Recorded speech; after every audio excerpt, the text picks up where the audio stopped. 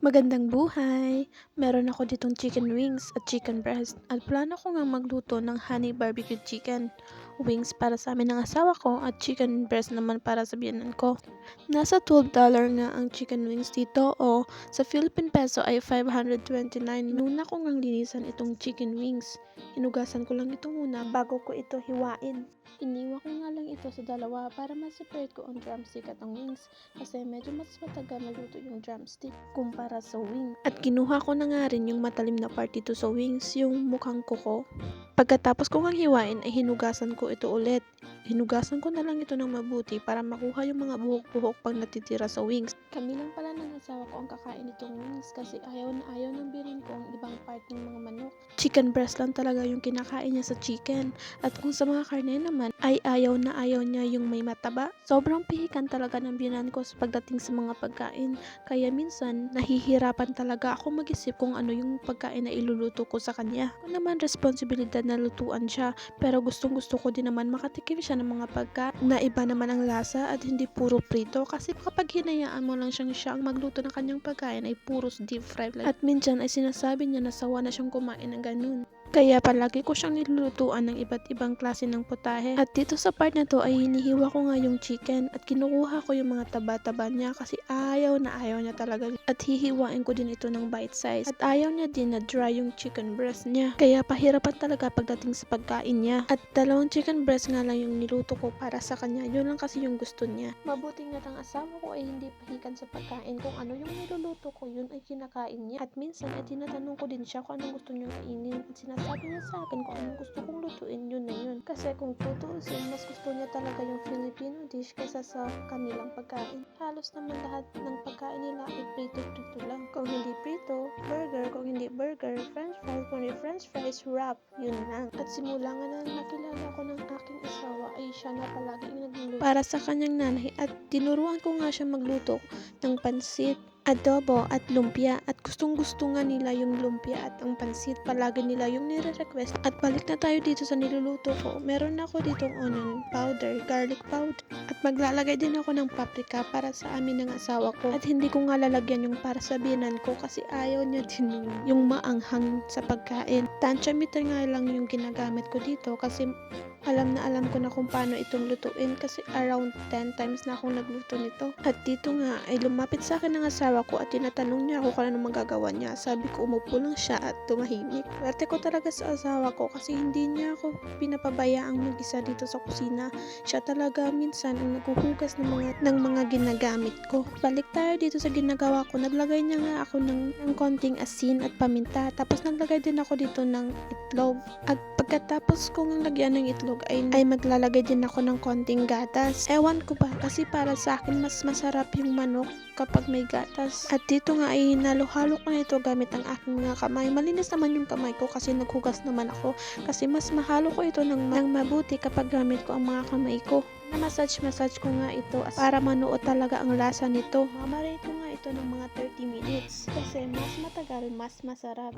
Pagkatapos nga ay nagpainit na ako dito ng kawali at ang asawa ko na nga pala ang naglagay ng mantika kasi medyo mabigat yung mantika. At dito nga ay nag-prepare na ako ng harina na may konting breadcrumbs para medyo crunchy at naglagay din pala ako kanina ng cornstarch sa pag-marinate ko. At dito nga ay ilalagay ko ng chicken breast. Uunahin ko nga palang magprito ng chicken breast kasi ayaw ko itong ma-expose sa chicken wings. Kailangan ko din maging maingat sa pagprito ito para juicy pa rin. Dito nga ay chinek ko na yung mantika kung mainit na at pagkatapos ay nilagay ko na yung mga chicken breast. Sisimula na nga ako magprito dito. Ipiprito ko nga ito sa mahinang apoy lamang para maiwasan ko ang pagkasunog ng mga breadings nito. Same procedure nga lang ginagawa ko dito sa lahat ng mga chicken breast. Kayo ba guys, gusto niyo din po bang kumain ng chicken breast? Kasi ako ayaw ko ng dry, hindi ko to gusto. At buti na nga lang hindi pikan sa pagkain ng asawa ko, hindi ako nahihirapan sa pagluto ko araw-araw. Kung ano yung iihahain ko, yun yung kinakain niya.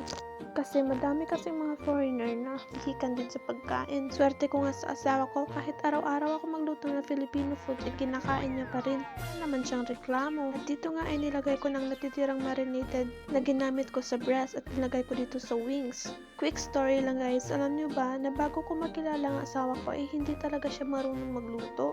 Tiniruan ko nga siyang magluto simula sa paghiwa ng mga mga sibuyas. Kasi nung nakilala ko siya, araw-gabi, palaging steak yung kinakain niya. At nung natuto na nga siya, ay nagluto siya ng pansit.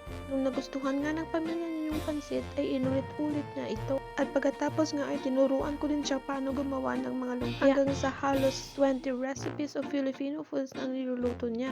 Kabilang nga dito ang mga menudo. Marunong din siyang magluto ng sopas at tinolang manok. At dito nga guys ay nagumpisa na ako magprito ng mga wings. Inuna ko nga yung drumstick. Ewan ko ba kung drumstick talaga ang tawag dito, pero tinatawag ko kasi itong drumstick. Nung nasa Pilipinas nga ako, ang favorite hobby ko doon ay matulog. Pero pagdating ko dito sa Australia ay gustong gusto ko na magluto at mag-fishing. Sino bang hindi kaganahan magluto kapag nagmumura ang mga tao dito kapag nakakain ng masarap? At dito nga, habang nakasalang ang fried chicken ko, ay nagluto din ako ng bread pudding kasi marami din nasasayang na tinapay dito. Kaya imbes na masayang ay gawin natin yung dessert. At dito nga sa Australia guys ay walang araw na hindi ako magluluto kasi araw-araw din kami kumakain. Kasi nung wala pa ako dito ay palagi lang silang bumili ng take-out. Pero nung nandito na ako at nakakapagluto na ako ay palagi lang dito sila sa bahay. At ayaw ko din naman kumain ng take-out kasi hindi ko gusto mga pagkain dito. At balik na tayo sa niluluto ko ay magluluto na ako ngayon dito ng sauce. Nga mag-aalas 2 na ito ay binilisan ko na. Habang nagpaprito ako sa saucepan ay magagawa din ako dito ng sauce. Multitasking talaga ang gagawin ko dito. Pero sanay naman ako sa multitasking eh. At dito nga ay naglagay na ako ng butter. At siya nga lang yung ginagamit ko dito. Kasi kabisado ko na kung paano ito magluto. Naglagay din pala ako dito ng barbecue sauce. 1 cup pala yung ginamit ko dito. Pagkatapos ay naglagay din ako dito ng honey. Nang hindi ko nga mabuksan ay tinawag ko muna ang asawa ko at hinalo-halo ko muna itong barbecue sauce para hindi masunog. Pagkatapos nga ay naglagay lang ako dito ng 2 kutsarang honey. Pagkatapos ko nga maglagay ng honey ay hinalo-halo ko lang ito. At yung apoy ko nga pala guys ay nasa low heat lang para hindi ito agad masunog. Pagkatapos ko nga itong haluin ay tinikman ko ito at nakalimutan ko palang maglagay ng asin kaya maglalagay ako ng konting asin at paminta. Pagkatapos nga ay naglagay din ako ng konting magic sarap at hinalo-halo ko lang ito ulit. Pagkatapos ko nga mahalo ay tinikman ko ulit. Nung okay na, lalagay ko na nga dito ang breast chicken. Uunahin ko nga pala itong ilagay. Tapos nga ay hinalo-halo ko ulit upang dumikit ang mga sauce sa breast chicken. Kailangan talagang nasa low fire lang yung apoy mo para hindi ito masunog. At dito nga ay tinawag ko ng aking supervisor para matikman niya. Ay, asawa pala. Siya talaga ang tagapagtikim ko kasi real talker talaga yan. Hindi yan nagsisinungaling. Kasi kapag walang lasa o mapait na niluto ko ay sinasabihan niya talaga ako para ma-adjust ko yun. At dito nga ay tinikman niya na. At dito ay tinanong ko din siya kung anong lasa niya. Nang sinabi niya sa akin na ay okay na, ay gusto ko din itong tikman. At nung tinikman ko na at okay na ang lasa, ay hahanguin ko na para hindi ito ma-overcook. Masarap kasi kapag medyo juicy yung chicken. At ito na, luto ng aking first batch ng breast chicken. Pero hindi pa yan tapos guys ha. Meron pa tayong chicken wings na lulutuin. Pero first batch pa lang, pagod na si auntie niyo. Pasmile-smile yan pero pagod na. At dito nga ay naglagay ulit ako ng butter kung saan ako nagluto ng sauce. Naglagay lang ako dyan ng mga 2 kutsara at naglagay din ako ng 1 kutsarang honey.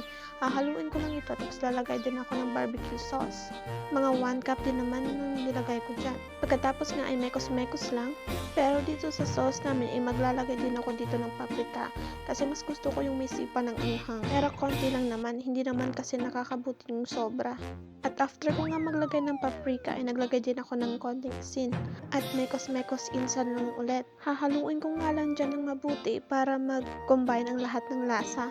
At pagkatapos ko nga haluin ay maglalagay din ako dyan ng konting tubig. Hindi nga ako naglagay ng tubig doon sa breast chicken kasi konti lang din naman yun. Pero dito sa chicken wings ay medyo marami kaya maglalagay ako para lahat ay malagyan ng sauce. At hindi ko na rin pala hinintay yung nakasalang dyan mga chicken wings sa sauce pa na piniprito ko kasi late na yan at gutom na ako, hindi na ako makakapaghintay. At sa mga oras nga niyan, yung ganan ko ay kumakain na. At eto na guys, luto ng ating barbecue honey chicken wings, igmata. So nasa diet ako kasi palagi nila akong sinasabihan sa Pinas na lumaki na daw ako. Kaya 1/4 lang ng kanin yung kinuha ko dyan. Kasi kahit anong subok kong kumain na walang kanin, ay mamaya't maya ako nagugutom. Kaya kahit konti lang ay kailangan ko ng kanin.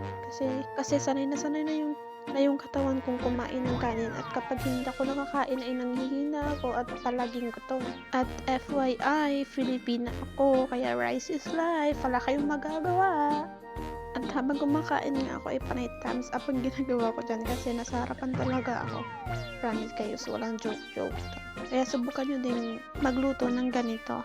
At nung natapos na nga kumain ng aking yanan ay tinanong niya ako kung naglagay ako ng itlog dun sa niluto ko.